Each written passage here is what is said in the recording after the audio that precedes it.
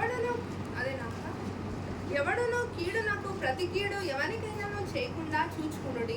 మీరు ఒకరి ఎడల ఒకడును మనుషులందరి ఎడలను ఎల్లప్పుడూ మేలైన దానిని అనుసరించి నడుచుకునుడి.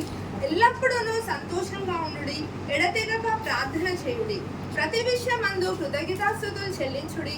ఇలాగు చేయుట యేసుక్రీస్తునందు మీ విషయంలో దేవుని చిత్తం. ఆత్మను ఆర్పకుడి. ప్రవచించుటకు నిర్లక్ష్యం చేయకుడి. సమస్తమును పరీక్షించి మేలైన దానిని చేపట్టుడి. ఇది అంటే అపోస్తలుడైన పౌలు గారు తెస్సలోనికీయుల సంఘానికి రాసినటువంటి పత్రిక ఇది. ये वचन क्या है? अपोस्टल पौल जो है थेसलोनिक करके एक मंदिर है, वो मंदिर को एक लेटर लिखा है. దీంట్లో మనం 15 నుంచి 22 వరకు చూసుకున్నట్టయితే हम लोग इस वचन में हम लोग 15 से 20 तक देखने से ఒక 8 రకాలైన విషయాల కొరకు చెప్పబడి ఉంది. एक 8 विषय के बारे में बताया गया है.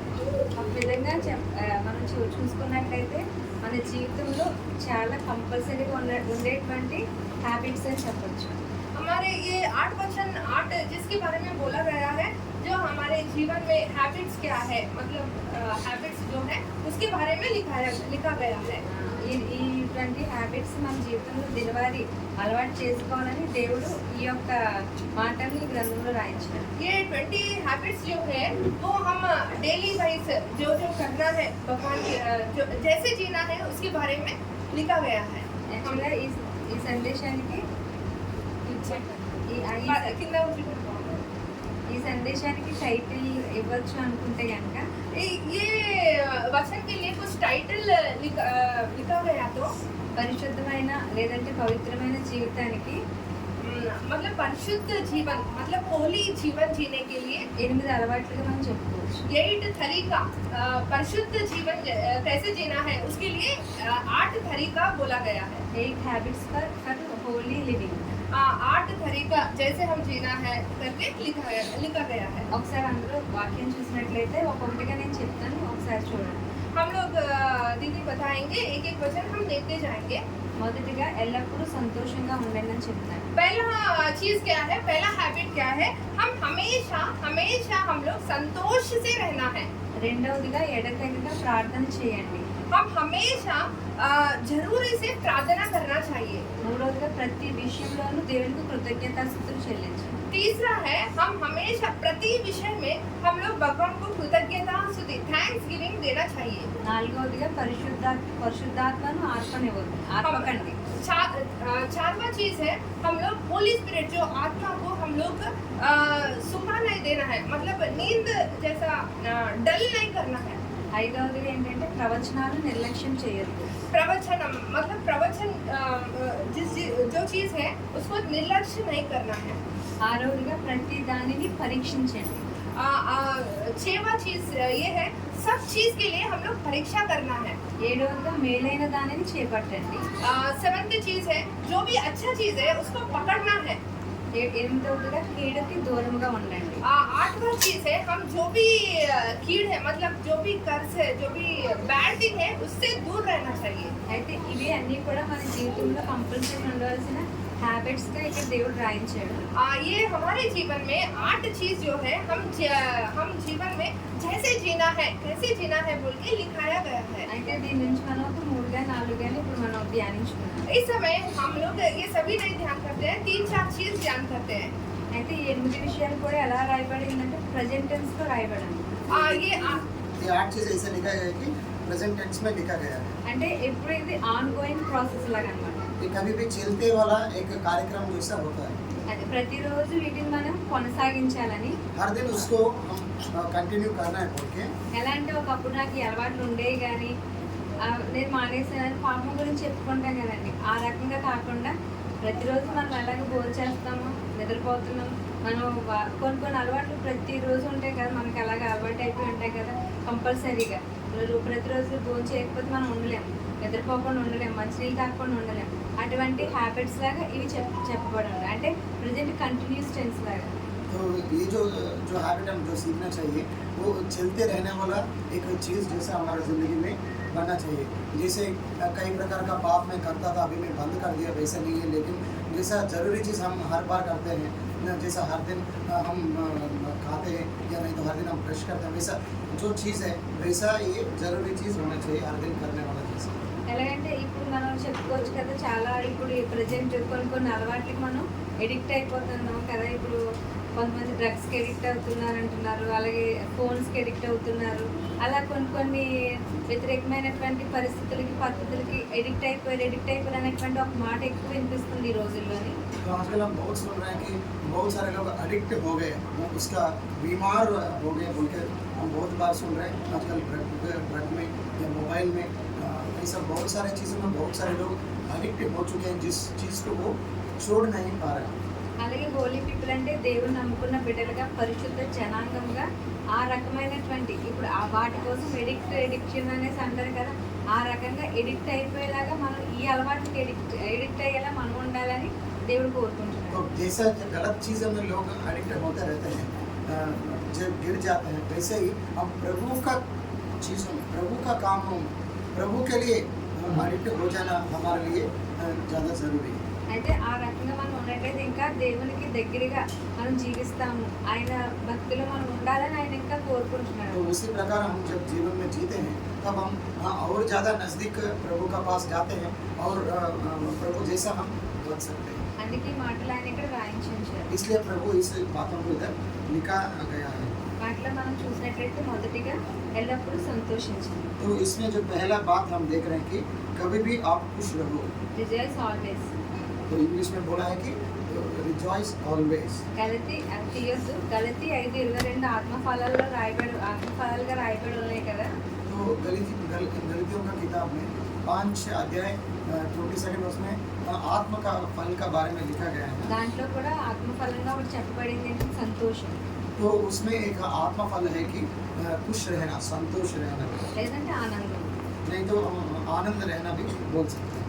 అయితే మన జీవితంలో మన సంతోషం అనేది ఎల్లప్పుడూ కూడా ఒక అలవాటుగా ఉండాలి అని దేవుడు ఇక్కడ ఈ మాటను రాయించారు. तो खुश रहना हमारा ज़िंदगी में हर वक्त एक हैबिट जैसा रहना है बोल के प्रभु इस बात को इधर लिखा के रखा है।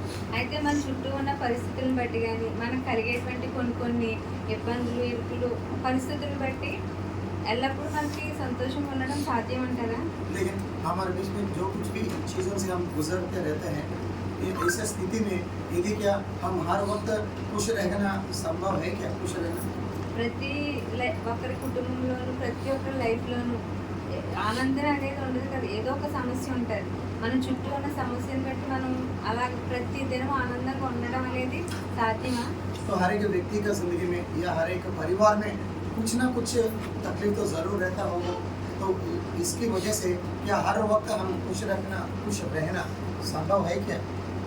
అయితే అది ఆనందంగా ఉండాలి, అదొక అలవాటుగా చేసుకోవాలి ఏ పరిస్థితి అయినప్పుడు. కానీ ఇక్కడ వాక్యం చెప్తుంది కదా, ఏం చెప్పట్లేదు ఇక్కడ వాక్యం खुश చెప్తుంది. रहना है और कोई भी स्थिति है हम संतोष रहना है बोल के मैं नहीं बोल रहा हूँ, इधर बच्चे ने कुछ बोल रहे हैं कि हम ऐसा खुश रहने के लिए प्रयास करना है।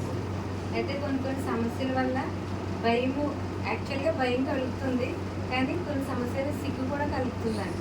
तो कुछ चीज़ों की वजह से हमें डर लगता है और कुछ चीज़ों की वजह से हमें बीमार भी हो सकते हैं। అంటే భయం కలగకుండా సిగ్గు ఏంటి అనేసి అనుకుంటాం కదా మనం. భయం కాకుండా సిగ్గు ఏంటి అని అనుకుంటాం కదా. సిగ్గుపడ్డాం. हाँ, बहुत बार हम डरते हैं और हम शर्म भी लेते हैं कुछ चीज़ों में। అయితే ఒక చిన్న ఎగ్జాంపుల్ చెప్తానండి. एक उदाहरण आपके लिए बोलते हैं। ఒక ఇద్దరు వ్యక్తులు మాట్లాడుకుంటున్నారంట. दो लोग मिलके बात कर रहे हैं। అయితే ఒక వ్యక్తి అంటున్నాడు, అంటే సాధారణంగా ఒక ఇద్దరు కూర్చున్నప్పుడు మాట్లాడుకున్నప్పుడు కొంచెం క్లోజ్గా ఉన్నవాళ్ళు అయితే ఒకరి సమస్యలను పంచుకోవడం అలాగా చేసుకుంటారు కదా, అలాగా ఒకరి సమస్య ఒకరు పంచుకుంటున్నారంట. तो दो लोग मिलके अपना बीच में जो सुख दुख है तो कुछ रोज बोला होने से अपना कष्ट को दूसरे को बताएगा और उसका कष्ट भी उसको बताएगा। ऐसा दो लोग मिलके आपस में बोल रहे हैं। అతను చెప్తున్నాడంటే, అమ్మో మా భార్య చాలా కష్టపెట్టేస్తుంది, చాలా అసలు మంచిది కాదు, మా అత్తగారు పెద్ద గయ్యాలి అని చెప్తున్నాడంట. तो एक बंदा ऐसा बोल रहा था कि मेरा पत्नी है बहुत तकलीफ लेके आ रही है, बहुत सता रही है और मेरा सास भी बहुत अच्छा औरत नहीं है बोल के सब बोल रहे हैं। నీ కష్టం ఏంటి నా కష్టం నేను చెప్తాను అని చెప్పాడంట ఒక అతను. तो तुम अरे तुम्हारा कष्ट क्या है मेरा कष्ट सुनो बोल के दूसरा बंदा उसको बोल रहा है అదేంటంటే చాలా కాలం క్రితం నేను ఒక ఎదిగి ఉన్న అదే ఒక వీడియో ఉంటారు కదా, ఒక అమ్మాయి ఉన్న ఒక వీడియోని, అంటే అమ్మాయికి ఇంచుమించు 20 years ఉంటాయి, అలాంటి ఒక వీడియో నేను పెళ్లి చేసుకున్నాను. तो एक जो विडो रहती है विधवा रहती है जिसका 20 साल उम्र की बच्ची है उसको मैंने शादी किया था तो उसका बाद ఆ, అయితే ఆ తర్వాత కొంచెం అమ్మాయి ఎదిగిన తర్వాత కొన్నాళ్ళకి ఇప్పుడు ఇప్పుడు ఆ పెళ్లి చేసుకున్న కూతురు ఇతనికి కూతురు అవుతుంది, స్టెప్ డాటర్ లాగా. ఇప్పుడు ఈ స్టెప్ డాటర్ని పెళ్లి చేసుకున్న అతను తండ్రి పెళ్లి చేసుకున్నాడంట. అర్థం కాదు. तो इस तो वो जो अभी जो 20 साल की जो बच्ची है वो इसको अभी बच्ची होगी लेकिन इस आदमी का पिताजी उस 20 साल की बच्ची को शादी किया అప్పుడు ఆ స్టెప్ డాటర్ ఏమవుతుంది అంటే కోడలు అవ్వాల్సింది అత్తగారు అయిపోయింది కదా, అతని తండ్రికి కోడలు అవ్వాలి కానీ అత్తగారు అయింది కదా ఆమె కూతురు చేసుకున్నందుకు. तो उसका जो अभी क्या हो गई कि उसका जो मदर इन लॉ बन गई वो लड़की अभी मदर इन लॉ बन गई जो डॉटर होना चाहिए वो मदर इन लॉ बन गई उनको అయితే ఆ స్టెప్ డాక్టర్కి ఇతని ఫాదర్కి తర్వాత ఒక కొడుకు పుట్టాడు. అయితే చెప్తున్నాడు, బాధపడుతూ చెప్తున్నాడు అక్కడితో అయిపోలేదు, నా స్టెప్ డాక్టర్కి నా తండ్రికి ఒక కొడుకు పుట్టాడు. तो उस स्टेप डॉटर को और इसका पिताजी को एक बच्चा भी हुआ है అప్పుడు అప్పుడు ఇతని వైఫ్కి మనవడు అవుతాడు, ఇతనికి తమ్ముడు అవుతాడు. तो इसका बीवी को वो अंकल होगा और इसके लिए भाई होगा అమ్మమ్మ ग्रैंड माँ होगा और इसके लिए मेरे लिए बहन होगा भाई होगा ఆడేమో అదే అమ్మమ్మ అంటే అమ్మమ్మ అనేమో నా భార్యని పిలుస్తున్నాడు, నన్నేమో అన్న అని పిలుస్తున్నాడు. तो मेरा बीवी को ग्रैंड माँ बोल के बोला रहा है मुझे तो ये బ్రదర్ ब्रदर बोल भाई बोल के बुला रहा है అంటే అతని తండ్రినే కదా వీళ్ళు కూతురు చేసుకున్నారు. అంటే उनका యాక్చువల్గా पिताजी को इस సమస్యలు ఎలా అంటే చిన్న ఎగ్జాంపుల్ కోసం నేను చెప్తున్నాను అలాగా. कठिन स्थिति कैसा रहता है छोटी सी उदाहरण के लिए मैं सब बोल रही हूँ నా సమస్య ఎవరితో చెప్పుకోను అంటే అది విని ఇద్దరు కూడా సిగ్గుపడ్డాము అనేసి సిగ్గుపడ్డాను నేను అని చెప్తున్నాను అనమాట. तो हम दोनों हमारा समस्या ऐसा बोलने के लिए शर्म होते हुए ऐसा बोलते रहते हैं అది ఇలా చెప్పుకుంటూ పోతే ఎన్నెన్నో కష్టాలు, అంటే ఒకరొకరు కూర్చుంటే ఎన్నో కష్టాలు ప్రతి ఒక్కరి జీవితంలో అనేది ఉంటుంది. तो ऐसा भाई के बात करने से हर एक आदमी का जिंदगी में बहुत सारी कठिन स्थिति ऐसा कठिन परीक्षा से बहुत चीज़ें निकलती है ఇలాంటి సమస్యలన్నీ మనలో పెట్టుకుని ఆనందంగా అని చెప్పేవాళ్ళు చెప్తారు, ఆనందంగా ఉండండి అని చెప్తారు. మీరు చెప్పడం బాగానే చెప్తున్నారు, మేము ఎలా ఉండగలం అని క్వశ్చన్ వేయచ్చు. तो ऐसा कठिन स्थिति जिंदगी में रखे खुश रहिए बोल के बोलना आसान है लेकिन कैसे हम खुश रह सकते हैं बोल के लोग बोलते हैं దేవుని మాటలు ఎప్పుడు కూడా అవి గతించుకో అంటే దీంట్లో రాయబడినటువంటి కూడా దేవుడు చెప్పి మనకి రాయించినటువంటి మాటలు కాబట్టి బైబిల్ చెప్తుంది ప్రతి దినము కూడా పరిశుద్ధ జనంగా ఉన్నటువంటి బిడ్డలు ప్రతి దినము కూడా ఆనందంగా ఉండాలని ఇక్కడ చెప్పబడుతుంది. लेकिन प्रभु का वचन बोल रहे कि जो पवित्र लोग हैं जो प्रभु यीशु मसीह को विश्वास करके उन पर अपना भरोसा रखते हैं वो लोग हर दिन पवित्रता से जीना है बोल के प्रभु का वचन बोल रहे हैं और वो लोग हर दिन खुश रहना है बोल के प्रभु का वचन बोल रहे हैं क्योंकि वचन में जो भी चीज़ है वो एक भी चीज़ निकल नहीं जाएगा गलत नहीं होगा वचन दो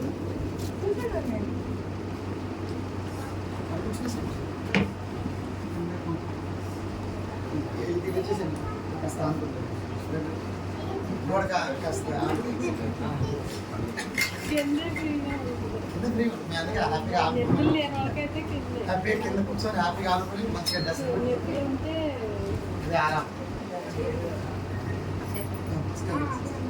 అయితే మనం ప్రాక్టికల్గా మాట్లాడుకుంటే నిజంగా మనం ఎప్పుడు ఆనందంగా ఉండగలుగుతామండి. प्रैक्टिकली हम बात करने से कब हम खुश रह सकते हैं వివాహం అయినప్పుడు, ప్రమోషన్ వచ్చినప్పుడు, లేదంటే ఏమైనా బంగారం కొనుక్కున్నప్పుడు, ఇల్లు కొనుక్కున్నప్పుడు, ఏదైనా సంతోషకరమైనటువంటి పరిస్థితుల్లో మనం ఆనందంగా ఉండగలుగుతాం. शायद जब शादी होगा या नहीं तो जब प्रमोशन आया, नहीं तो कुछ घर खरीदा या कुछ सोना खरीदा, उस समय में शायद हम ज़्यादा खुश हो सकते हैं। అయితే ప్రతి ఒక్కరికి ఉంటుంది అది. కాకపోతే లోకరీతిగా జీవించే వాళ్ళు ఆ రకమైన ఆనందాన్ని పొందుకోగలుగుతారు. तो इस संसार का अनुसार जो भी लोग जीते हैं, तो उनका खुशी ऐसा चीज़ों से उनको ज़रूर प्राप्त होती है। అయితే దేవుని బిడ్డలంగా మనం ఉన్నప్పుడు लेकिन प्रभु के बच्चों के जब हम जीते हैं, అయితే పరిస్థితులను బట్టి ఆనందించే వాళ్ళంగా మనం ఉండకూడదు. हमारा स्थिति का अनुसार खुश रहने का चीज़ हमारा ज़िंदगी में नहीं होना चाहिए। మన చుట్టూ ఉన్న పరిస్థితులను బట్టి పరిస్థితులు బాగాలేనప్పుడు కృంగిపోయి విచారంగా దుఃఖంలో ఉండడము, పరిస్థితులు బాగున్నప్పుడు ఆనందంగా ఉండడం అనేది మనకి తగదు దేవుని బిడ్డలంగా. तो हमारा स्थिति ठीक रहने से खुश रहना और हमारा स्थिति ठीक नहीं है बोल के दुखी रह के विचार में रहना, ऐसा रहना यीशु मसीह जो बोला गया उन लोगों के लिए नहीं है। అయితే ఇప్పుడు మనం జ్ఞాపకం చేసుకున్నట్టు పౌలు భక్తుడు చెప్తున్నాడు కదా, ఆనందించండి, మరలా చెప్తులు ఆనందించండి అని చెప్తున్నాడు. तो इधर हम देखने से वचन में कि अपोस्तल पौल ऐसा बोल रहे हैं कि आप लोग खुश रहो, और फिर भी बोल रहा हूँ आप लोग खुश रहो बोल के बोल रहे हैं। ఆయన ఏమన్నా అది అక్కడ అంటే ఇక్కడ కదా ఆయన రాసింది అపోస్తలుడైన పౌలు పత్రికలో రాశారు. అయితే అదేంటంటే ఆయన ఎక్కడ ఏసీ రూమ్లో ఉండి చక్కగా హ్యాపీగా ఉండి ఆ యొక్క వచనం రాయలేదండి అది. वो जो शब्द है जो अपोस्तल पौल ने लिखा है, वो कोई बढ़िया जैसा हमारा अभी 2 एसी चल रहा है वैसा एसी रूम में रह के आराम में वो रह के वो उस शब्द को लिख के उन लोगों को भेजा नहीं था। ఆయన ఏ పరిస్థితుల్లో రాశారంటే ఆయన ఒక చెరసాలలో బంధించబడి కాళ్ళకి చేతులకి ఇవి గొలుసులు వేసేసి బంధించబడిన ఒక పరిస్థితుల్లో तो वो ऐसा एसी रूम में अच्छी स्थिति में नहीं था। वो एक चरसाला में एक कैदी होते हुए ही हाथों को और पैरों को चेन डाल के वो बॉन्ड करके पूरा ऐसा स्थिति में भी वो लेकर लिख रहा है कि खुश रहिए, मैं भी बोल रहा हूँ खुश रहिए बोल के लेकर लिख रहा है वो थेसलोनिका का लोगों को। అసలు అటువంటి పరిస్థితుల్లో ఆనందించండి ఏంటి బైబిల్ ఒకసారి రాస్తేనే మనం అది ఎలాగ తీసుకుంటాం, అలాంటిది 2 సార్లు రాయబడిందంటే అది ఇంకా గట్టిగా ఆలోచించారు కదా. तो यदि बाइबल में एक ही बार बोलने से एक ही बार बोला खुश रहो, तो बाइबल में बोला है बोल के तो हम उसको बहुत अच्छे से स्वीकार करते हैं, लेकिन उसको दोबारा फिर से बोल रहे हैं मतलब हम उसको कितना स्ट्रांग रीति से अच्छी रीति से उस बात को पकड़ना है। ఆయన అటువంటి ఒక పరిస్థితిలో ఉండి నేను మరలా చెప్తున్నాను మీరు ఆనందించండి ఆనందించండి అని చెప్తున్నాడంటే ఆయన పరిస్థితిని చూసుకోలేదు, అక్కడ ఉన్న సిచ్యువేషన్ని పౌలు గారు చూసుకోలేదు. वो फिर से बोल रहा है कि खुश रहिए, फिर से बोल रहा हूँ और भी खुश रहिए बोल के बोल रहा का मतलब वो किस स्थिति से वो गुजर रहा है बोल के वो सोच नहीं रहा है। మరి ఆయన దేని బట్టి దేని చూసుకుని ఆ మాట చెప్తున్నాడండి. लेकिन किसको देखे क्या चीज को देखे वो ये बात बोल पा रहा है। ఆయన దేవుని బట్టి దేవుని చూసి పరిస్థితిని చూడలేదు, నా దేవుడు నాకు ఉన్నాడు కదా అని చెప్పి ఆయన అనుకున్నారు. కాబట్టి నేను చెప్తున్నాను మరలా చెప్తున్నాను ఏ పరిస్థితి అయినా సరే మీరు ఆనందించండి అని చెప్తున్నాను. इसलिए कि वो प्रभु को देख रहा है, वो अपना समस्या का ओर नहीं देख रहा है। इसलिए जब वो प्रभु का ओर देख रहा है तो उस समस्या का उसको समस्या जैसा नहीं लगा और वो खुश रहने के लिए दूसरों को भी बोल पा रहा है। ఆయనకు వచ్చిన విజయాలను బట్టి కాదు దేవుని బట్టి ఆనందించగలిగాడు ఆయన. तो उसको जो जीत प्राप्त हुआ उससे वो खुश नहीं रहा, लेकिन अपना परमेश्वर कौन है वो जान के वो खुश रह रहा है। పరిస్థితులను బట్టి ఆనందించగలిగితే అది కేవలం టెంపరీ అది. तो उस आपका स्थिति का अनुसार जब आप खुश रहते हैं वो केवल तात्कालिक होता है। మనం ఏంటంటే మానవులుగా ఉన్నాము కాబట్టి మనకి ఏంటంటే పరిస్థితిని బట్టి ఏదైనా మంచి జరిగినా లేకపోతే ఏదైనప్పటికీ కూడా ఆనందం కలగడం అనేది సహజం. हमारा स्थिति कैसा भी रहने से भी हमें खुश रहना वो साध्य नहीं होता है। అయితే లోకస్తుల వలె కాకుండా लेकिन इस संसार का लोगों का अनुसार ना रहते हुए లోకస్తులు ఏంటంటే ఏదైనా సమస్య వస్తే కృంగిపోతారు, ఏం చేయాలో తెలియదు, పరిస్థితులు బాగాలేని కొంతమంది ఆత్మహత్యలు చేసుకునే పరిస్థితులు కూడా వచ్చేస్తాయి. तो इस संसार में ऐसा हो जाता है कि लोग जब वो लोग खुश नहीं रहते हैं तो वो बहुत दुखी हो जाते हैं। कई बार लोग इतना दुखी हो जाते हैं कि अपने आप को हत्या भी कर लेते हैं, आत्महत्या भी कर लेते हैं। ऐसा इस संसार में होता रहता है। అయితే దేవుని బిడ్డలంగా రక్షణ పొందిన బిడ్డలంగా మనం ఉండి అదే పరిస్థితిలో ఉంటే నిజంగా దేవునికి ఎంత అవమానం మనం కలిగించిన వాళ్ళు అవుతాం. लेकिन यदि सच्चाई परमेश्वर को जब हम जानते हैं और हम भी इस रचना को प्राप्त करने के बाद हम भी वैसे रहते हैं तो वो कितना दुख प्रभु को लेके आएगा। అయితే ఇది మనం చెప్పే మనం అనుకునేది కాదు, వాక్యాన్ని మనం ఫాలో అవుతున్నాం కాబట్టి వాక్య ప్రకారం దేవుడు చెప్తున్నాడు. పరిస్థితి ఏదైనప్పటికీ కూడా పరిస్థితులను బట్టి ఆనందిస్తే అది కేవలం టెంపరీ, దేవుని బట్టి ఆనందిస్తే అది నిత్యము శాశ్వతంగా ఉండేది. तो ये हम सोचने का बात नहीं है, प्रभु का वचन ही खुद बोल रहा है कि हम हर स्थिति में खुश रहना है। हर स्थिति का अनुसार हमारा खुशी नहीं रहना है, क्योंकि वो तात्कालिक है, वो परमानेंट नहीं रहता। लेकिन प्रभु पे हम कभी किसी वक्त में भी हम आनंद लेते, खुशी लेते रहना है। అయితే ఒక సందర్భంలో శిష్యులు వచ్చేసి దేవా మేము దెయ్యాలను వెళ్ళగొట్టేసామనేసి ఆనందపడిపోతున్నారు కదా ఒక एक సందర్భంలో. समय में यीशु मसीह का चेला आके यीशु मसीह को बोलते हैं कि हम इस दुष्ट आत्मा को भगा दिया है बोल के बहुत खुशी से प्रभु को चीज़ बोल रहे थे। నేను టచ్ అంటే దెయ్యం వెళ్ళిపోయింది అనేసి దేవునితో గొప్ప ఆనందంగా तो ऐसा చెప్పేస్తున్నారు. बोला कि मैं टच बोल के ऐसा किया और वो दुष्ट आत्मा उनसे अपवित्र आत्मा निकल गया है बोल के खुशी से प्रभु को बोल रहे हैं। అయితే అయితే అప్పుడు ఆయన ఏమన్నారు, యేసుక్రీస్తు ఏమన్నారంటే దీన్ని బట్టి కానీ మీరు ఆనందించేది ఆ రాజ్యం కొరకు మీరు ఆనందించాలి, ఇక్కడ టచ్ అంటే పడిపోయి ఇలా అలా కాదు, మీరు దానికోసం ఆనందించాలి అని ఆయన చెప్తారు కదా. అంటే నేను పాడ్కాస్ట్లో చెప్తున్నాను.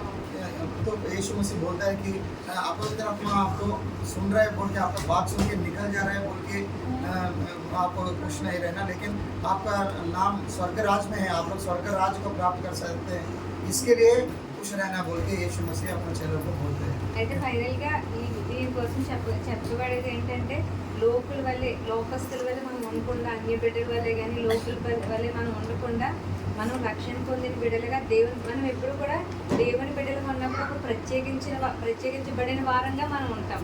तो अन्य लोग जैसे इस संसार का लोग जैसे हम ना रहते हुए एक विभिन्न एक प्रत्येकता से हमारे ज़िंदगी में हम जीना चाहिए।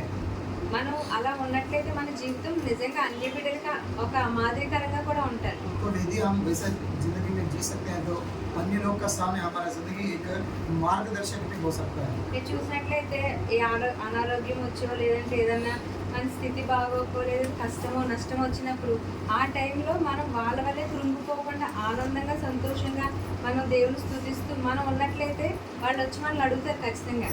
तो यदि हमें कुछ बीमारी से या कुछ दुख से तकलीफ से जब हम गुजर रहे हैं तो उस समय में भी हम उससे चिंता ना होते हुए हम हमारा जो आनंद है और खुशी प्रभु में लेते रहते हैं, तो फिर लोग उसको ज़रूर देखते हैं और वो लोग ज़रूर आके पूछते हैं आप कैसा इतना तकलीफ में भी ऐसा बीमारी में भी आप लोग कैसे खुश है बोल के पूछ सकते हैं। అయితే ఏమడుగుతారు, మీరు ఇలాంటి పరిస్థితులు మీరు ఎలా ఉండగలుగుతున్నారు ఆనందంగా, ఇలాంటి పరిస్థితులు మీరు ఎలా సంతోషంగా ఉండగలుగుతున్నారు అని కంపల్సరీ అడుగుతారు వాళ్ళు. तो लोग पूछते हैं कि इस स्थिति में आप लोग कैसे खुश है, कैसे आप आनंद रह पा रहे हैं बोल के ज़रूर वो लोग पूछेंगे आपसे। అప్పుడు మనం సంతోషంగా చెప్పొచ్చు కదా, నా దేవుని బట్టి నేను సంతోషపడుతున్నాను, నా దేవుడు నాకు ఉన్నాడు కాబట్టి నేను ఆనందంగా ఉన్నాను పరిస్థితి ఏదైనా సరే అని మనం అంటే ఆ టైంలో కూడా మన జీవితం మనకు ఒక స్వార్థగా ఉంటుంది. तो हम खुशी से बोल सकते हैं ना कि मेरा प्रभु मेरा लिए है, तो मेरा प्रभु में मैं खुश हूँ, तो मेरा प्रभु में मैं आनंद लेता हूँ बोल के हम उनका सामने गवाही दे सकते हैं। మనం సువార్త వెళ్ళి బయట ప్రకటించేసి లేదంటే ఇప్పుడున్న పరిస్థితులను బట్టి అలా మనం చేయక్కర్లేదు. దేవుడు మనకి ఇచ్చిన ప్రతి అవకాశాన్ని, దేవుడు దేని వాక్యంలో పొందుపరిచినటువంటి ప్రతి ఒక్క వాగ్దానాన్ని వాక్యాన్ని మనం తీసుకొని ఆ రీతిగా మన జీవితాన్ని బట్టి కూడా వేరే ఒకరిని ప్రేరేపించే విధంగా మన జీవితం ఉండాలి. तो हम जाके सिर्फ सब लोगों को बाहर जाके सुसमाचार फैलाएंगे, जोर जोर से चिल्लाने का ज़रूरत नहीं, लेकिन हमारे ज़िंदगी में जिस तरीक़ा से हम जी रहे हैं और हमारे ज़िंदगी में कामों को जिस प्रकार हम दूसरों का सामने दिखाते हैं, इसी के द्वारा भी लोगों को यीशु मसीह के बारे में हम बोल सकते हैं और उन लोगों को यीशु मसीह का मार्ग में ला सकते हैं, केवल हमारा ज़िंदगी में जिस तरीक़ा से हम जीते हैं उसके द्वारा, उसके अनुसार भी।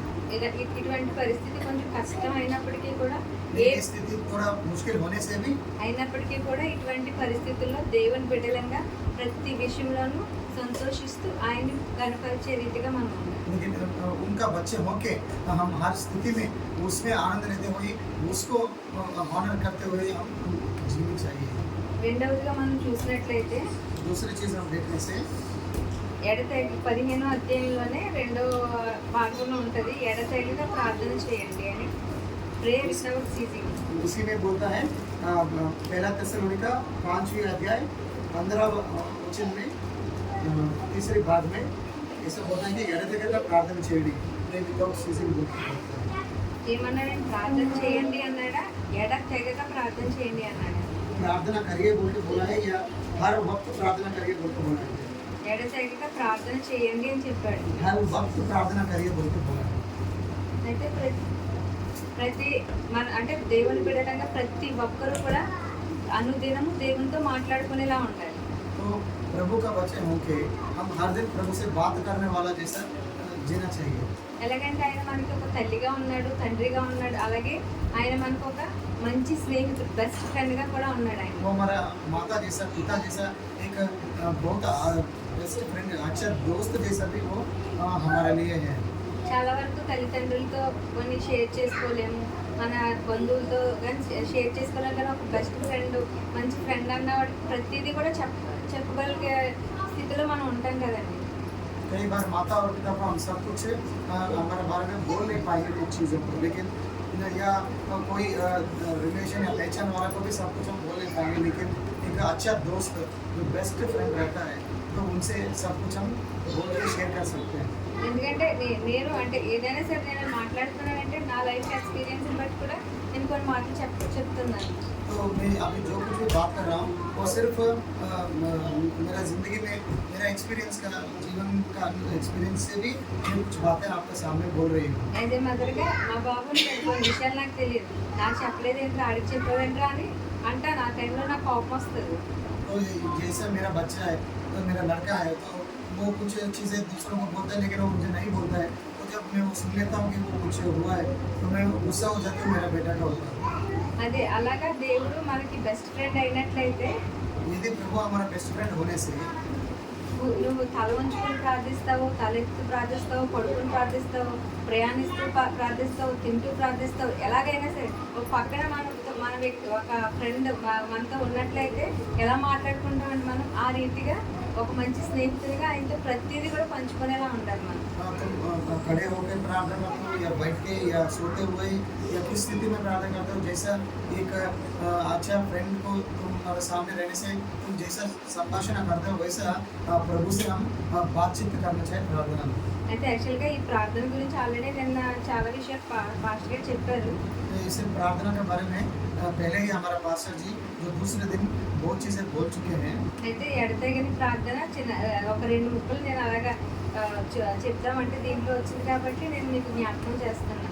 तो लगातार प्रार्थना के बारे में कुछ चीज़ मैं बोलना चाहता हूँ क्योंकि ये वचन का भाग में आए तो कुछ चीज़ आपके सामने याद करवाने की मैं कोशिश कर रही हूँ। ఇందులో రాయబడిన 8 విషయాలు కూడా ఒకదానితో ఒకటి లింక్ అయి ఉంటుంది. तो इसमें 8 चीज़ें जो लिखा गया है वो एक से एक लिंक रहता है उसका। మనం ఎడతెగక ఆయన ఒక స్నేహితునిలా భావించి ప్రతిదీ మనం ఆయనతో షేర్ చేసుకున్నప్పుడు మన జీవితం సంతోషంగా కూడా ఉంటుంది. तो हम हर वक्त प्रभु को हम हमारे ज़िंदगी के बारे में हर सब चीज़ जब हम शेयर करते हैं तो हमारे ज़िंदगी में हर वक्त हम खुश रह सकते हैं। ఎందుకంటే ప్రార్థించినప్పుడు మనకు ఆ ధైర్యం ఉంటుంది, ఆయన ఉన్నాడని ఒక నిరీక్షణ ఉంటుంది, ఆయన నడిపిస్తాడు, ఆయన చేస్తాడు అనేటువంటి ఒక ఆశ ఉంటుంది. కాబట్టి మొదటిగా చెప్పబడింది మనం ఎడతెగక ప్రార్థించినప్పుడు అది మన జీవితంలో అప్లై అవుతుంది.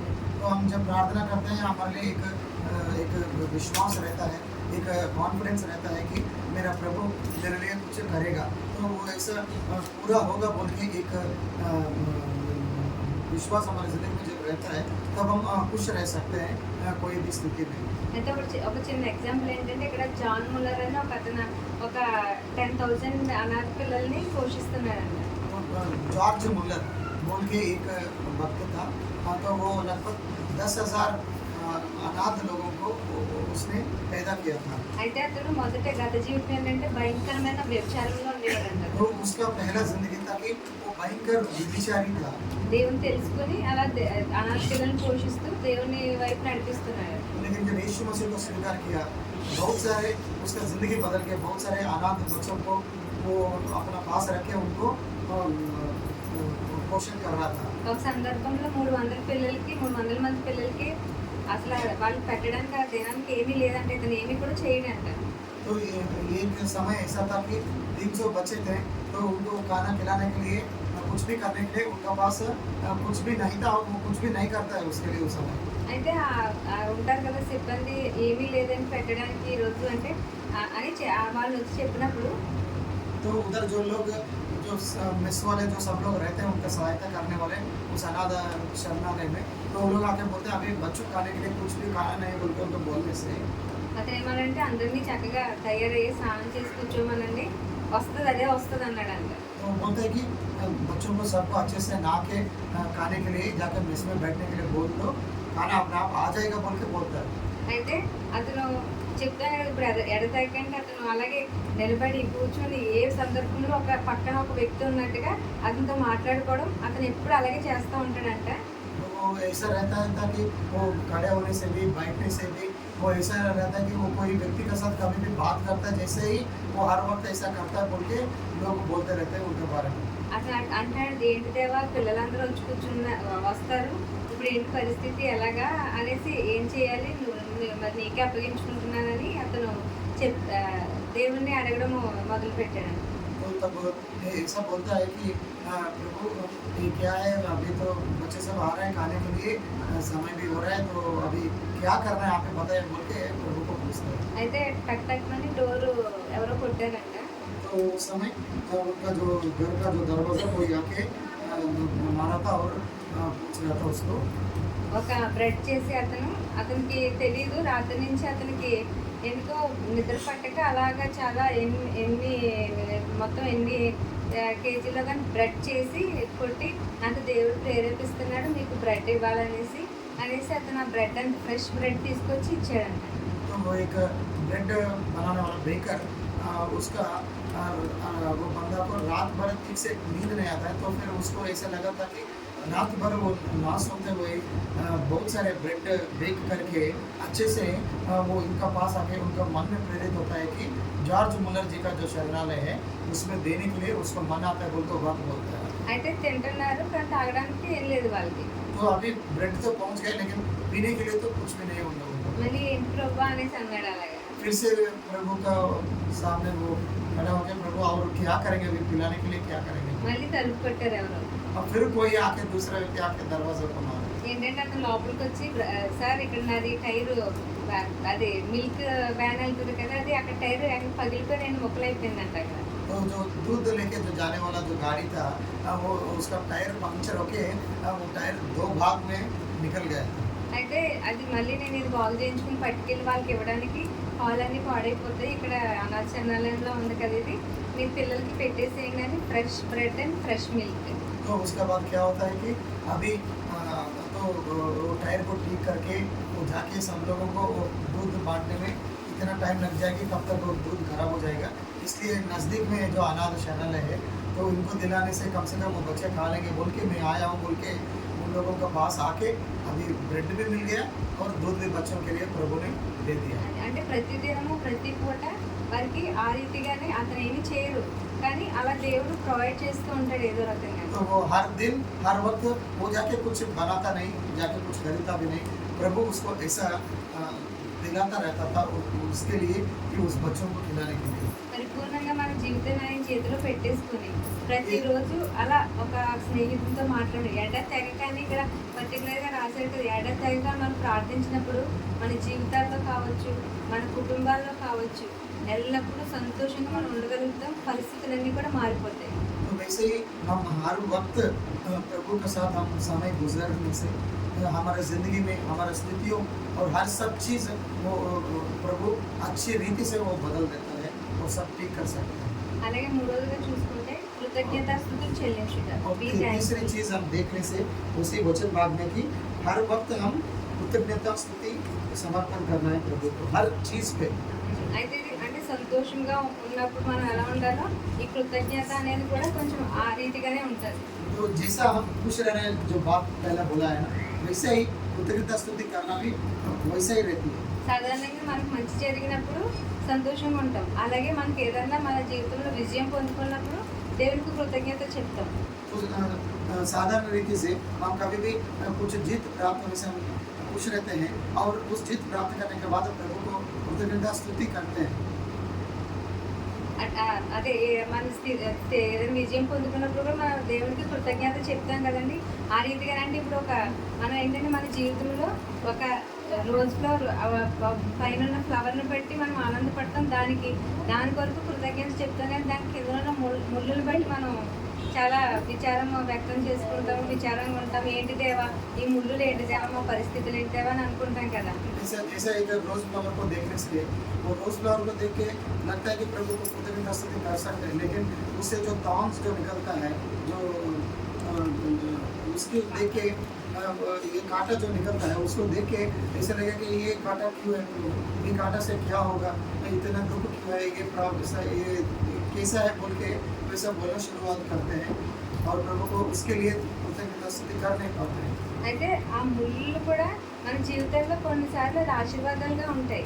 लेकिन ऐसा जो कांटे हैं वो हमारे जिंदगी में कई बार वो हमारे लिए आशीर्वाद कारक ही होता है। అది నిన్న మనం మాట్లాడుకున్నాం, రమ్య నేను మాట్లాడుకున్నాం. అది ఏంటంటే ఆ కరోనా టైంలో ఎంత ఈ పరిస్థితిలో ఉన్నదంటే నిజంగా అది ఒక రకమైన కష్టమే. అన్నీ బాగా జరిగితే ఎంతో దేవా నీకు స్తోత్రాలు, నీకు స్తుతులు, కృతజ్ఞతలు అని చెప్పేసుకుంటాం మనం. కానీ అటువంటి ఎవరూ లేని ఒక పరిస్థితి దేవుడు ఎందుకు మనకు కల్పించాడు, అంత మంచి వాగ్దానం ఇచ్చి అలా ఎందుకు చేశాడు అనేసి అదే అనుకున్న దేవుని చిత్తం అనేసి. तो वही मैं और रम्या सिस्टर मिलकर जब बात कर रहे थे, ऐसा कोविड का समय में ऐसा बहुत कठिन स्थिति होता, हम सब लोग जानते हैं। तो प्रभु क्यों ऐसा स्थिति को अनुभव करता है और उस समय में कोई साथ देने वाला नहीं था, कोई साथ देने वाला नहीं रहता है, तो वैसा स्थिति में भी कैसा मतलब कृतज्ञता स्तुति, तो हर सब चीज़ ठीक होने से तो कृतज्ञता स्तुति कर सकते हैं, लेकिन ऐसे स्थिति में कैसा कृतज्ञता स्तुति कर सकते बोल के हम बातचीत कर रहे थे। అయితే మన పిల్లలకి మనం కొన్ని ఇష్టం లేనటువంటి పెడతామంటే, ఇప్పుడు ఎగ్జాంపుల్గా కాకరకాయ చిన్నపిల్లలకి అసలు ఇష్టం ఉండదు, కానీ కాకరకాయ పెడతాం తినమని. ఎందుకు పెడతామంటే వాళ్ళ హెల్త్కి, అది వాళ్ళ ఆరోగ్యానికి మంచిదని పెడతాం మనం. ये छोटे बच्चों को हम लोग काकरकाय को क्या बोलते हैं, करेला। करेला देना खाने के लिए पसंद नहीं करते हैं, पर उसको देते हैं हम लोग। देना चाहिए, वो अच्छा चीज़ है, हेल्दी चीज़ है, तो देने के लिए हम कोशिश करते हैं। ఎందుకు పెడతామంటే వాళ్ళు తినాలి, ఆరోగ్యంగా ఉండాలి. అంతేగాని వాళ్ళకి ఇష్టం లేదు బలవంతంగా మనం ఎలాగైనా తినిపించాలని పెట్టాం కదా. उनको हम लोग किस लिए देते हैं, वो लोग अच्छे से आरोग्य रहते हैं, उससे उनको शक्ति मिलता है, अच्छा हेल्दी विटामिन रहते हैं उसमें, इसीलिए देने के लिए हम लोग वो मना करने से भी देने के लिए कोशिश करते हैं। అదే అలాగే అటువంటి చేదు పరిస్థితులు మన జీవితంలో వచ్చినప్పుడు కూడా కొన్ని దేవుడే అనుమతిస్తాడు. మనకి కొన్ని వాటిని సరిచేసి మనల్ని ఇంకా కొంచెం ముందుకు నడిపించడానికి కొన్ని పరిస్థితులు దేవుడే కల్పిస్తాడు. और हमारे जीवन में भी हम जैसे करेला जैसे अनुभव हमारे जीवन में भी रहता है, बहुत सारे रहता है, पर भगवान हमारे लिए ऐसा क्यों दिया है करके हम लोग सोचते हैं। पर हम लोग को जीवन में आगे बढ़ाने के लिए ऐसे करेला जैसा अनुभव हमको भगवान देते हैं। అటువంటి పరిస్థితుల్లో కూడా మనం దేవా నాకు ఇచ్చిన పరిస్థితిని బట్టి నీకు వందనాలు, నాకు ఇచ్చిన ఇటువంటి స్థితిని బట్టి నీకు వందనాలు. हम लोग क्या बोलना चाहिए, ऐसे परिस्थिति हमको मिला है प्रभु, इसीलिए हम लोग धन्यवाद देते हैं, हम लोग धन्यवाद देना चाहिए। ఉద్యోగం వచ్చింది, స్థుతులు చెల్లిస్తాం. అలాగే ఉద్యోగం పోయిందా దేవా నీకు వందనాలు. हम लोग को नौकरी मिला है तो हम लोग धन्यवाद देते हैं, पर नौकरी नहीं मिला है तो भी हम लोग धन्यवाद देना चाहिए। ఎగ్జామ్లో పాస్ అవుతాం, అప్పుడు కృతజ్ఞతలు చెల్లిస్తాం. ఎగ్జామ్లో ఫెయిల్ అయినందుకు కూడా దేవా ఈ పరిస్థితి నాకు వచ్చింది నీకు కృతజ్ఞతలు. हम लोग एग्जाम में पास होते हैं तो ऑब्वियसली सभी लोग कृतज्ञता देते हैं, पर एग्जाम में फेल होने से भी ये परिस्थिति हमको दिया है प्रभु, इसके लिए हम लोग धन्यवाद देते हैं बोल के हम लोग धन्यवाद देना चाहिए। అంటే ప్రతి పరిస్థితిలోనూ కూడా ఏ పరిస్థితి అయినా సరే కృతజ్ఞతలు చెల్లించమని దేవుని వాక్యం చెప్తుంది ఇక్కడ. कोई भी स्थिति होने से कृतज्ञता स्तुति करना हमारे लिए जरूरी है बोल के करना है बोल के प्रभु का वचन बोलते हैं। ఒక సేవకుడు ఒక ఆదివారం దేవుని సన్నిధికి వెళ్ళాడు. तो एक सेवक था, एक बार एक रविवार प्रभु का सन्निधि को हो गया था। మంచి చల్లని వాతావరణం, ఇలా ఎండల నుంచి తగ్గి మంచి చల్లనైన వాతావరణం దేవుడు ఇచ్చాడు. దాన్ని బట్టి దేవా నీకు వందనాలని చెప్పాడు. तो बहुत ठंडा वातावरण में ऐसा था, तो फिर वो प्रभु को धन्यवाद करके बोला कि इतना अच्छा वातावरण आपने दिया बोल के प्रभु को धन्यवाद करता। అలాగే నెక్స్ట్ వీక్ మొత్తం అదంతా మంచుతో కప్పబడిపోయి అసలు సన్నిధికి రాలేనటువంటి ఒక పరిస్థితిలో కూడా దేవుని సన్నిధికి వచ్చాడు. तो अगले हफ्ता क्या होगा कि वो पूरा स्नो से भर गया था और वो मंदिर भी जाने का लायक नहीं था। वैसा स्थिति में वो मंदिर में जाके उधर पहुंच गया था। విశ్వాసం అందరూ అనుకుంటున్నారు ఆయన లాస్ట్ టైం మంచి వాతావరణం ఉంది కాబట్టి దేవుని కృతజ్ఞతలు చెప్పాడు, ఈసారి ఏం చెప్తాడో చూద్దాం అనుకున్నారంట. तो पहले बार ये बंदा उधर बाद में जो विश्वासी लोग हैं उधर कुछ लोग ऐसा बोल रहे थे कि पहला बार जब आया था वो अच्छा वातावरण था इसलिए प्रभु को धन्यवाद दिया। तो इस बार वो क्या बोलेगा बोल के सुनेंगे बोल के वो लोग इंतजार कर रहे हैं। అయితే ఆయన ఏం చెప్పాడంటే ప్రతి వారం ఇటువంటి వాతావరణం లేనందుకు నీకు స్తోత్రాలు దేవా. तो ऐसा बोलना शुरू किया कि हर हफ्ता ऐसा वातावरण नहीं रह रहा है आप, इसलिए आपको स्तुति और महिमा प्रभु बोल के। ఎందుకంటే ప్రతి వారం అలా ఉంటే దేవుని సన్నిధికి వచ్చి దేవుని సన్నిధిలో దేవుని ఆరాధించలేం కదా. तो क्योंकि ऐसे ही वातावरण हर वक्त रहने से प्रभु का सन्निधि में आके प्रभु का आराधना कर नहीं सकते हैं ना। అలా ప్రతి పరిస్థితులను అలాగే 10 మంది కుష్ఠరోగుల్ని దేవుడు స్వస్థపరిచాడు కదండి, అందరికీ తెలిసిందే కదా దేవుని वैसे ही వాక్యంలో. हम वचन में हमें जानते हैं कि 10 जो लेप्रोसी पेशेंट्स था उसको प्रभु ने चंगाई दिलाया था, वो सब हम जानते हैं ना। అప్పటి రోజుల్లో లెపర్సీ పేషెంట్స్ అంటే వాళ్ళని దూరంగా ఉంచి అపవిత్రులని వీళ్ళు ముట్టుకోకూడదని అన్ని వాళ్ళు అన్ని సపరేట్గా ఉండి చాలా అంటరాని వాళ్ళ చూసేవారు కదా అప్పుడు. तो उन दिनों में ऐसा रहता था कि लेप्रोसी का जो पेशेंट्स को उसको टच भी नहीं करना है और उसका नज़दीक भी नहीं जाना है, बहुत दूर रखना है, गाँव से भी उसको दूर में जीने देते थे ना उन दिनों में। అయితే ఆ సమయంలో 10 మందిలో 9 మంది స్వస్థత పడ్డామని పరుగుని వెళ్ళిపోయారు ఎదరికి. तो 10 लोग में 9 लोग हमें चंगाई प्राप्त हुआ बोल के वो खुशी से आनंद से वो लोग उधर से चले गए। అయితే ఒకే ఒక స్వస్థపడినటువంటి ఒక వ్యక్తి మాత్రం వెనక్కి వచ్చి దేవా నా జీవితం చాలా దారుణమైన జీవితం, నేను ఎంత అవమానాన్ని పొందాను, అలాంటి నా జీవితాన్ని నువ్వు నాకు బాగు చేసినందుకు నీకు వందనాలని కృతజ్ఞతలు చెప్పాడు. लेकिन वो एक ही आदमी प्रभु का पास वापस आके प्रभु मेरे बहुत भयंकर जिंदगी है, मेरा बहुत निंदा बहुत अवमान मुझे प्राप्त हुआ है, लेकिन आप मुझे ठीक किया बोल के धन्यवाद बोल के कृतज्ञता स्तुति करके जाता है। అయితే మరి మిగిలిన 9 మంది ఏంటంటే और बाकी 9 लोग कहाँ है बोल के पूछने से వాళ్ళు వెళ్ళిపోయారు, ముందుకి వెళ్ళిపోయారు. నేను అనుకుంటాను ఒకవేళ వాళ్ళు మళ్ళీ కనిపించలేదు కాబట్టి ఆ 9 మందికి మళ్ళీ ఎవరు కుష్టి వాళ్ళు ఏంటంటే ఒక గుంపులో కలిసిపోదాం, సంతోషంగా ఇంటికి వెళ్ళిపోదాం అని అనుకున్నదే కానీ మళ్ళీ దేవునికి వచ్చి కృతజ్ఞతలు చెప్పాలని అనుకోలేదు. మళ్ళీ ఒకవేళ కుష్టి వ్యాధి వచ్చేసిందేమో అని నేను అనుకుంటున్నాను. तो 9 लोग ऐसा किया कि अपना का जो लेप्रोसी जो व्याधि था वो निकल गया बोल के वो लोग जाके सबका साथ अभी जाके जीने के लिए उधर चले गए शायद बोल के मुझे लगता है। लेकिन मैं इसे सोचती हूँ कि वो बाद में उन लोगों को भी वो जो लेप्रोसी उनको छोड़ा फिर वापस उनको आ गया होगा।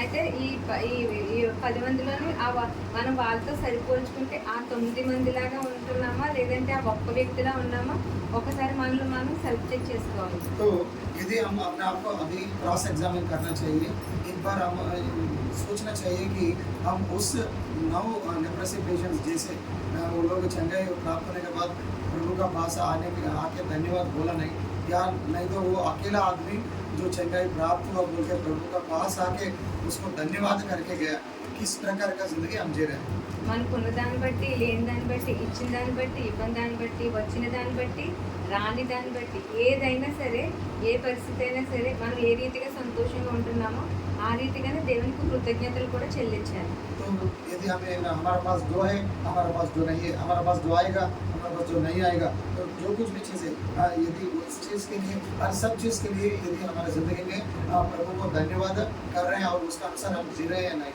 అది దాని గురించి ఒకసారి చూసుకుంటే దేవుని ఆత్మని ఇక్కడే ఉందండి దశలోనికెళ్ళలోనే. तो वैसा करने से प्रभु का वचन हमें ऐसा बोल रहा है कि దేవుని ఆత్మను ఆత్మలో చూసుకోవాలి, ఈ गाड स्पिरिट అని. तो वैसा करने से प्रभु का आत्मा हमारे अंदर रहेगा और इसलिए वही उसका अगला वचन है कि आत्मा को आप पूजाना मत बोल के बोलता है। అంటే ఎల్లవేళలి అంతా దేవుని కోసం మండడం అనేది మనకి సాధ్యమేనా?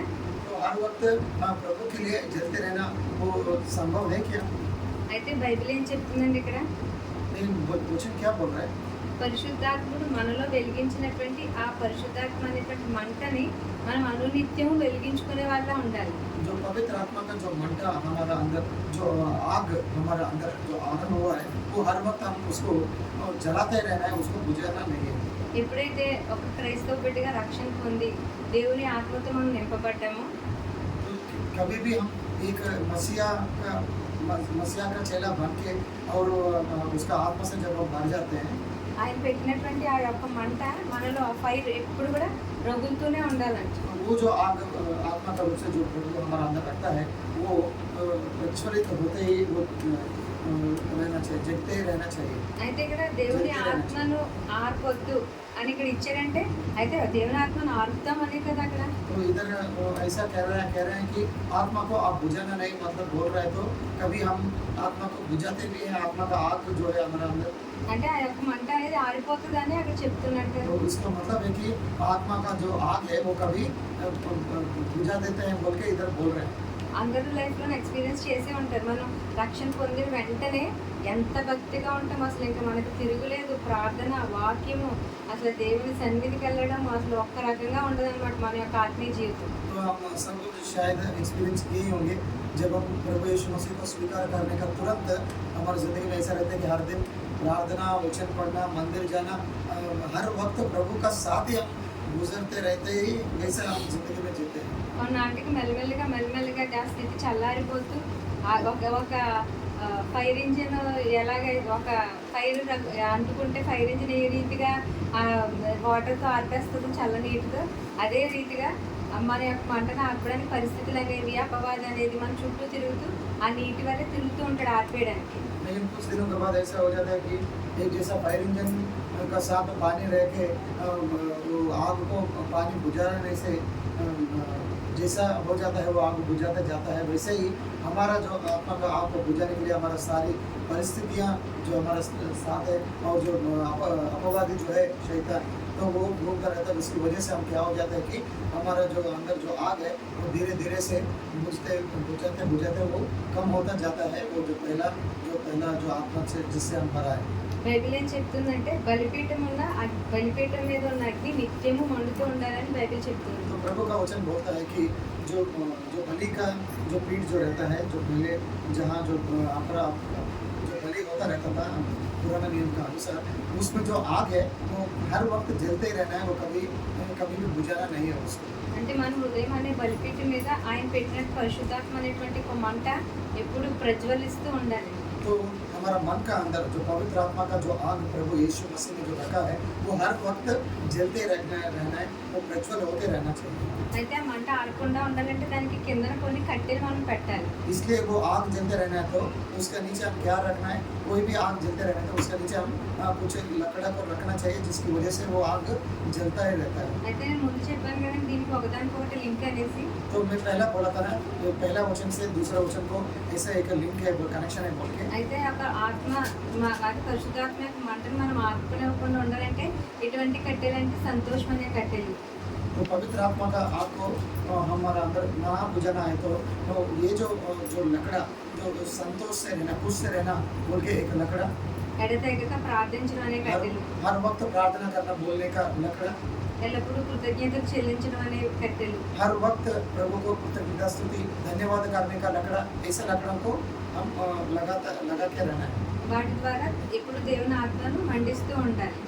इन चीज़ों की वजह से, इन लकड़ों की वजह से हम हमारा जो आत्मा जो प्रभु ने दिया है उसको जलते रह सकता है, वो आग जलते रहता, आत्मा का आग जलते रहता है। అంటే ఈ యొక్క వాక్యం దేవుడు ఇక్కడ ఎందుకు రాయించారంటే ये इस वचन को इधर प्रभु ने क्यों लिखवाया गया कि ఈ యొక్క అంత్య దినాల్లో ఇవి మనకి ఒక ఎడిక్షన్ అయిపోయినటువంటి ఒక హ్యాబిట్స్ లాగా మనలో ఉండాలి.